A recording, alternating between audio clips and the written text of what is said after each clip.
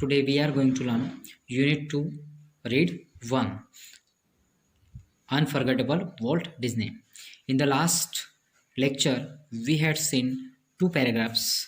In that paragraphs, we had seen that Walt Disney is no more. Still, his influence lingers like a presence, like a alive person. Means this thing is said in the first para, and this report is given to us by the speaker, means Roy Disney. Roy Disney also informs to us about the personality of Walt Disney. Walt Disney is not alive here, though is his presence can be felt everywhere. Whatever they make in the studio, either they make a feature film or either they make a work of building the work of Disneyland, but every time the writer experiences the presence of Walt Disney.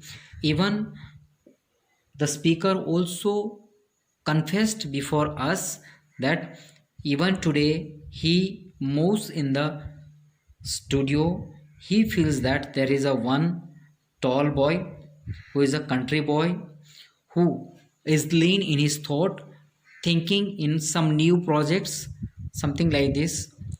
We also see that whatever they prepare, whatever they make in their studio, there is definitely somebody who says that how it has come in the mind of Walt Disney. Means Walt Disney's presence is spread everywhere. The speaker also uses two adjective words for the Walt Disney, and those words are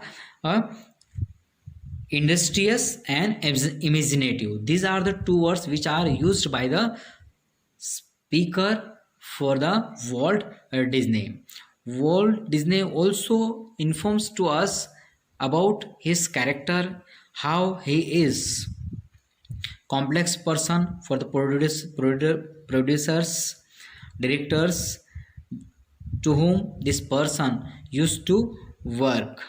Also we are made familiar about this idea about him, that he was a person who was always ready to pay his debt for the bankers. The speaker also uses amazing kid. This particular word is addressed to the Walt Disney by the speaker. We are also informed that impractical word, this is also one word which is addressed for the Walt Disney by the speaker. We are also informed that how his childhood, his their uncle's name, Uncle Mike, was also there, and they both used to sleep in a single bed. Up to this, and last we had seen Walt Disney had an attraction toward a train from his childhood. Up to this, we had seen this unit. Right now, we are going to continue. As far back I can remember, Walt was drawing. The first money he ever made was a nickel for a sketch of a neighbor's horse. અહીં આપણને speaker જણાવે છે કે જ્યાં સુધી મને યાદ છે ત્યાં સુધી વોલ્ટ શું કરી રહ્યા હતા? ડ્રોઈંગ કરી રહ્યા હતા. અને તેમણે પહેલે જે પૈસા કમાવ્યા હતા તો પડોશી માટે એક હોર્સનું ચિત્રણ કર્યું હતું, અને જેનાથી એમને લગભગ નિકલ એટલે કે 5 સેન્ટનું નાનું એક કોઈન એમણે એટલી અર્નિંગ થઈ હતી. હી સ્ટડીડ કાર્ટૂનિંગ ઇન શિકાગો. તેમણે and then started a little animated cartoon company in Kansas City that flopped. હવે મિત્રો આ જે લાઇન્સ છે એના પરથી આપણને પ્રશ્ન નીકળી શકશે. હવે સામાન્યપણે અહીં જે લખેલું છે, he studied cartooning in Chicago and then started a little animated company in Kansas City that flopped. हाँ, तो એના પરથી પ્રશ્ન નીકળી શકશે મિત્રો. Where did Walt study cartooning? ફરીથી પ્રશ્ન રિપીટ કરું છું મિત્રો. Where did Walt study cartooning? કાર્ટૂનિંગની સ્ટડી વોલ્ટે ક્યાં કરી હતી? તો એનો જવાબ છે મિત્રો, Walt studied cartooning in Chicago. તો એણે શિકાગોમાં એનું શિક્ષણ મેળવ્યું હતું. And then started little animated company in Kansas City that flopped. હવે મિત્રો એના પરથી પાછો એને પ્રશ્ન પૂછી શકાશે. અને પ્રશ્ન કેવી રીતે હશે કે where did Walt Disney launch animated cartooning company? પ્રશ્ન ફરીથી બોલું છું. Where did Walt Disney launch animated cartoon company? એણે જે કાર્ટૂનિંગ કંપનીએ ક્યાં શરૂઆત કરી હતી એનિમેટેડ કંપની? તો આપણે જવાબ મળે છે મિત્રો કે it was launched in Kansas City. અને તે શું થયું હતું? That company was flopped. I was in Los Angeles when Walt just 21 years decided to try his luck in Hollywood. હવે મિત્રો એ કહે છે તો વોલ્ટ કેટલા વર્ષનો હતો? 21 વર્ષનો હતો. ત્યારે એણે હોલિવૂડમાં પોતાનું તકદીર અજમાવવાનો વિચાર કર્યો. અને સ્પીકર ત્યારે ક્યાં હતા? તો વેર વોઝ ધ સ્પીકર? તો speaker was in Los Angeles. And પછી ફરીથી પાછો પ્રશ્ન પૂછી શકાશે મિત્રો કે આના પરથી આવો પ્રશ્ન નીકળી શકે છે, when did volt decide to try his luck in Hollywood? I repeat my question.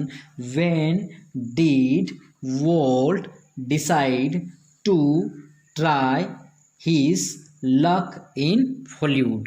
તો હોલિવૂડમાં એણે પોતાનું લક અજમાવવાનું ક્યારે નક્કી કર્યું? તો એનો જવાબ મળશે મિત્રો કે he decided to try his luck in Hollywood when he was about 21 years old. I met him at station. હું એમને ક્યાં મળ્યો? એટલે કે રોય ડિઝને એમને ક્યાં મળ્યા હતા? તો એ સ્ટેશન પર મળ્યા હતા. He was carrying a cheap suitcase that contained all his belongings. અને તેમના પાસે શું હતું? તો એક સામાન્ય સુટકેસ હતી અને બસ એ સુટકેસ જ એમની અમાનત હતી. બધું જે કંઈ પ્રોપર્ટી હતી એમ નહીં. તો સમજો કે માત્ર ને માત્ર શું હતી? એ ચીપ સુટકેસ જ એમની બિલોંગિંગ્સ હતી, અર્થાત પ્રોપર્ટી હતી. We borrowed 500 from an uncle and Walt started a cartoon series called Alice in Cartoonland. હવે મિત્રો એ શું કહે છે કે બોરોનો અર્થ થાય છે ઉછીના લેવા. તો કેટલા પૈસા ઉછીના લીધા? તો મિત્રો એના પરથી પ્રશ્ન નીકળશે, how much money did volt earn from his how many dollars he borrow from his uncle? પ્રશ્ન ફરીથી બોલું છું. how many rupees or dollars he borrowed from his uncle? તો જવાબ મળશે મિત્રો કે he borrowed 500 dollars from his uncle and Walt started a cartoon series called Alice in Wonderland. તો મિત્રો એ શું કરે છે? અને પછી એલિસ ઇન વન્ડરલેન્ડ નામની એણે શું કરી? એક શૃંખલા શરૂઆત કરી. It was tough going. અને હવે આ જે સમય ચાલી રહ્યો હતો એ ઘણો જ કઠિન સમય એમના માટે ચાલી રહ્યો હતો. Walt did all the animation. વોલ્ટે આ બધું એનિમેશનનું કાર્ય એણે કર્યું. And I cranked the old fashion camera. અને પછી મેં પણ આ બધું જ વોલ્ટે કર્યું અને મેં પણ મારો જે ઓલ્ડ ફેશનનો જે કેમેરા હતો એ શરૂ કર્યો. The Alice cartoon didn't make much of splash, so Walt started a new series called Oswald the Rabbit. હવે એ કહે છે કે આ એલિસ કાર્ટૂન્સ આ જે સિરીઝ ચાલુ કરી એ એટલી બધી કમાણી ન કરી શકી, તો તેથી વોલ્ટે શું કર્યું, એક નવી સિરીઝ ચાલુ કરી અને તે સિરીઝનું નામ હતું ઓસ્વાલ્ડ ધ રેબિટ. હવે તમને આના પરથી પાછો પ્રશ્ન નીકળી શકશે મિત્રો, અને પ્રશ્ન કેવી રીતે નીકળી શકશે કે which series did he start again. તો એને ફરીથી કઈ સિરીઝ સ્ટાર્ટ કરી, તો એનો જવાબ મળશે મિત્રો ઓસ્વાલ્ડ ધ રેબિટ નામની કાર્ટૂન સિરીઝ એણે શરૂઆત કરી પાછી. Oswald did better but when Walt went to our New York distributor for more money he run into trouble. Oswald the Rabbit નામની જે ઓસ્વાલ્ડ ધ રેબિટ નામની જે સિરીઝ છે એ ઘણા બધા પૈસા તો કમાવી શકી, પરંતુ એઓ જ્યારે ડિસ્ટ્રીબ્યુટર પાસે ગયા તો એઓ મુશ્કેલીમાં મુકાઈ ગયા. What kind of a deal did you make kid, I asked. પછી સ્પીકર આપણને જવાબ કહે છે કે મેં એમણે પૂછ્યું કે તમે કયા પ્રકારની ડીલ કરી આવ્યા છે. તો we haven't got a deal, Walt admitted. Walt confess કરે છે, કહે છે કે આપણને કોઈ પણ પ્રકારની ડીલ નથી થઈ છે. The distributor copyrighted Oswald and he is taking over the series himself. હવે શું બને છે કે જે ડિસ્ટ્રીબ્યુટર છે તે ડિસ્ટ્રીબ્યુટરે કોપીરાઇટના ઓસ્વાલ્ડ નામની જે ઓસ્વાલ્ડ ધ રેબિટ નામની જે સિરીઝ છે એને કોપીરાઇટ કરી લીધી છે, અને હવે એ આખો ઇજારો એ સિરીઝ ચલાવવાનો જે આખો ઇજારો છે તે એ પોતે ચલાવવાનો છે. Strangely Walt did not seem down hearted.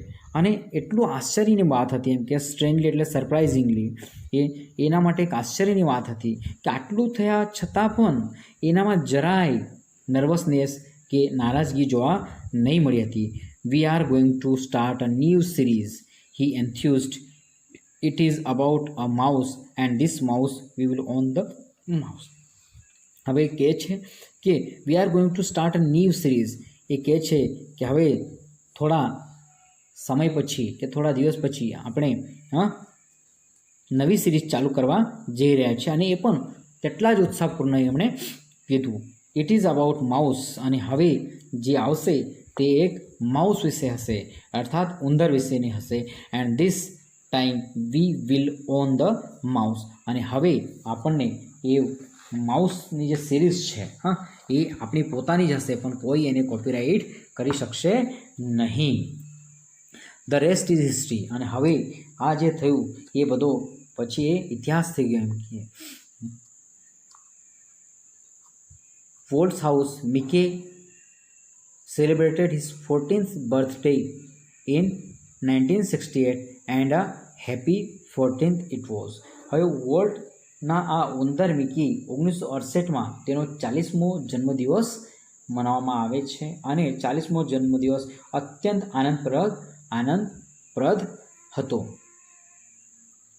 A quarter of billion people saw Disney movie in 1968. લગભગ 1968માં 25 કરોડ લોકોએ આ જે શો છે એ જોયો. 100 million watched Disney TV show. લગભગ 10 કરોડ લોકોએ ડિઝની ટીવી શો જોયો. TV show. Nearly a billion read a Disney book or magazine and almost 10 million visited Disneyland. લગભગ 25 કરોડ લોકોએ ડિઝનીનું પુસ્તક કે સામયિક વાંચ્યું, અને લગભગ 1 કરોડ લોકોએ ડિઝનીલેન્ડની મુલાકાત લીધી. અને Walt and Mickey as Walt use to say started it all. અને આ રીતે વોલ્ટ કહેતો કે આ રીતે આ બધું જ આ બધી શરૂઆત મિકી માઉસથી થઈ, અર્થાત જે વોલ્ટની પ્રખ્યાતિ છે હવે ચરમસીમા પર પહોંચી હતી એવું સમજો. હવે મિત્રો અહીં જે પાછું એક પૂછાયેલું છે વોલ્ટ યુઝ ટુ સે, આ પાછું આ જે આપણને પૂછવામાં આવે છે આઈડેન્ટિફાય ધ લેંગ્વેજ ફંક્શન નામનો જે પ્રશ્ન આવે છે તે પ્રશ્નમાં આ વાક્ય ફરીથી પૂછી શકાય એવું છે. અને વોલ્ટ યુઝ ટુ સે, જેમ મેં આગલા વિડીયોમાં તમને જણાવ્યું છે, તો જ્યારે પણ યુઝ ટુ પછી ક્રિયાપદ આવતું હોય, મૂળ ક્રિયાપદ આવતું હોય, તો આવું વાક્યનું જે એ શું હશે? હેબિચ્યુઅલ પાસ્ટ હશે. શું હશે? હેબિચ્યુઅલ પાસ્ટ હશે. Mickey was only the first successful product of Walt's matchless imagination and ability to make his dreams become a reality. હવે જે સ્પીકર આપણને જણાવે છે કે આ એકમાત્ર મિકી માઉસ આ એકમાત્ર એક સફળ અજોડ કલ્પના શક્તિ જેને કોઈના સાથે કમ્પેર ના કરી શકાય એવી આ એક પ્રોડક્ટ, એક સક્સેસફુલ પ્રોડક્ટ એમની હતી. And ability to make his dreams become reality, અને એનામાં એટલી ક્ષમતા હતી કે એ એમની ક્ષમતાઓને કે એક પ્રકારની એવી એના સપનાઓને સાકાર કરવાની એમાં ક્ષમતા હતી. It was an ability he could turn on for any occasion large or small, અને એમના પાસે એવી કંઈક ક્ષમતા હતી કે કોઈ પણ પ્રસંગને એક નાના કે મોટા પાયા પર એવો પ્રસ્તુત કરી શકતા હતા. Once when my son Roy Edward had the મિઝલ્સનો અર્થ થાય છે મિત્રો અછબડાઓ, જે મેં તમને જે ગ્લોસરીમાં ઓલરેડી મેં લખી આપેલું છે અને તમે પણ એ મોડે કર્યું જ હશે. તો મિઝલ્સનો અર્થ થાય છે અછબડાઓ. Once when my son Roy Edward had the measles Walt came and told him the story of Pinocchio which he was making at the time. મિત્રો અહીં આ જે પિનાસિયો નામનો જે એ છે એના પર એ વખતે એ વ્યક્તિ શું કર્યો હતો? એના પર કામ કર્યો હતો. હવે તમને સામાન્યપણે આ મેઝલ્સ જે છે એનો અર્થ થાય છે અછબડાઓ. તો આ છોકરાને કઈ પ્રકારનું ઇન્ફેક્શન હતું? તો અછબડાનું એનું ઇન્ફેક્શન હતું. When Walt told a story, it was a virtuoso performance. હવે વર્ચ્યુસો પરફોર્મન્સ આ વર્ડનું પણ અર્થ મેં ગ્લોસરીમાં તમને ઉલ્લેખ કરેલો છે મિત્રો. એનો અર્થ થાય છે એક સફળ કૌશલ્યપૂર્ણ પરફોર્મન્સ. જ્યારે વોલ્ટે આ બાબત એમને જણાવી ત્યારે બહુ જ કુશળતાપૂર્વક એણે કીધું. હિઝ આઈઝ રિવિટેડ હિઝ લિસનર, અને એની જે આંખો હતી એના જે લિસનર છે એમના તરફ જ એની રહેતી, અને એ પણ આમ તેમ એ હિઝ મુસ્ટાચ ટ્વિસ્ટ એક્સપ્રેસિવલી, અને એમની જે મૂછો છે એ પણ આમળતા રહેતા હતા એવું છે, જાણે કે કંઈક ને કંઈક એક્સપ્રેસ કરતા હોય. His eyebrows rose and fail, અને તેમની જે આંખની જે પાંપણ છે તે ઉપર નીચે થતી. And his hands moved with the grace of musical conductor, અને તેમના હાથ જે છે એ હાથ પણ જાણે કે મ્યુઝિક કંડક્ટરની જેમ એવો ફરાયા કરતા હતા. Young Roy was so wide spread at Walt's graphic telling of the fairy tale that he forgot all about his measles. હવે યંગ રોય જે છે તે યંગ રોય એટલો બધો એ થઈ ગયો કે જે વોલ્ટ ડિઝનીએ જે એમને કીધું એ સ્ટોરી કીધી એટલા ગ્રાફિક એટલે કે એકદમ ચિત્રના ઇમેજ સાથે એમણે જણાવ્યું, તો યંગ રોય એ બધું જ ભૂલી ગયો. હવે તમને મિત્રો આના પરથી પ્રશ્ન પૂછી શકાશે કે હુ વોઝ યંગ રોય? તો યંગ રોય એનો જવાબ રહેશે આપણા સમક્ષ young Roy was a son of Roy Disney, અર્થાત young Roy was the son of the speaker or writer. જે રાઇટર છે, જે સ્પીકર છે તેને એ નાનો છોકરો હતો. Later when he saw the finished picture he was strangely disappointed, અને જ્યારે એ વાર્તાનો અંત થાય છે અને વાર્તાનો અંત થાય છે એટલે બાળક પણ નિરાશ થઈ જાય છે. It didn't seem as exciting as when Uncle Walt told it, he said. તેમણે જણાવ્યું કે જ્યારે એટલું બધું એક્સાઇટેડ નહીં, એટલું બધું ઉત્સાહપૂર્ણ નહીં હતું જ્યારે એઓએ જણાવ્યું. એટલે ડિઝનીએ જ્યારે જણાવ્યું જેટલું ઉત્સાહ સાથે હતું એના પછી જે એન્ડમાં એટલો ઉત્સાહ સાથે નહીં હતું.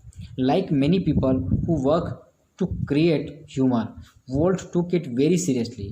અને જેમ અન્ય લોકો જે છે, જે લોકો હ્યુમરનો અર્થ થાય છે વિનોદ, તો જે અન્ય લોકો વિનોદ પૂરું પાડે છે, આનંદ મજાક પ્રોવાઈડ કરે છે, પૂરું પાડે છે લોકો માટે, તેવી રીતે આ વોલ્ટ માટે પણ આ વસ્તુ હતી. પરંતુ વોલ્ટ આ ફન કે આ જે હ્યુમર છે એને બહુ જ સિરિયસલી એમના જીવનમાં એમણે લીધું હતું.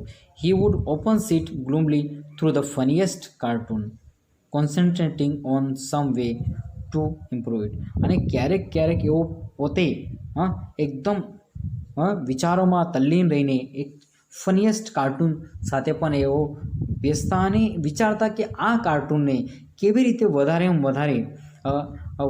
ઇમ્પ્રૂવ કરી શકાય. અર્થાત એમને એ વસ્તુ પર એટલી બધી ધ્યાન કેન્દ્રિત કરતા કે એને કેવી રીતે વધુમાં વધુ ઇમ્પ્રૂવ કરી શકાય, જેથી કરીને એ જે બાળકો છે કે દર્શકો છે એમને વધારે એન્ટરટેનમેન્ટ પ્રોવાઈડ કરી શકાય. Walt valued the opinions of those working with him, but the final judgment was always unquestionably his.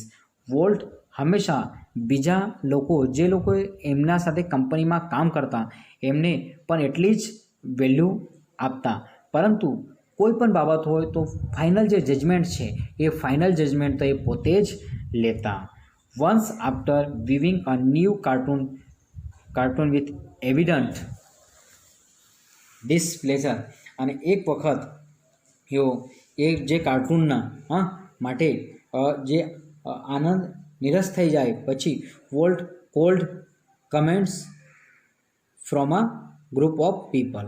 અને પછી શું કરે છે એ વ્યક્તિ, એક વખત એ કાર્ટૂન પર એનું વર્ક થઈ જાય પછી વોલ્ટ એના જે ગ્રુપ છે એ ગ્રુપના લોકોને એના પર કમેન્ટ માટે બોલાવતા હતા. One after another they spoke up, all echoing Walt's criticism. અને એક પછી એક બધા આવતા અને એ કહેતા, જે વોલ્ટ કીધું એના પર પોતપોતાનું વિચારો રજૂઆત કરતા, ટીકા ટિપ્પણ કરતા. I can get rubber stamps that say yes volt.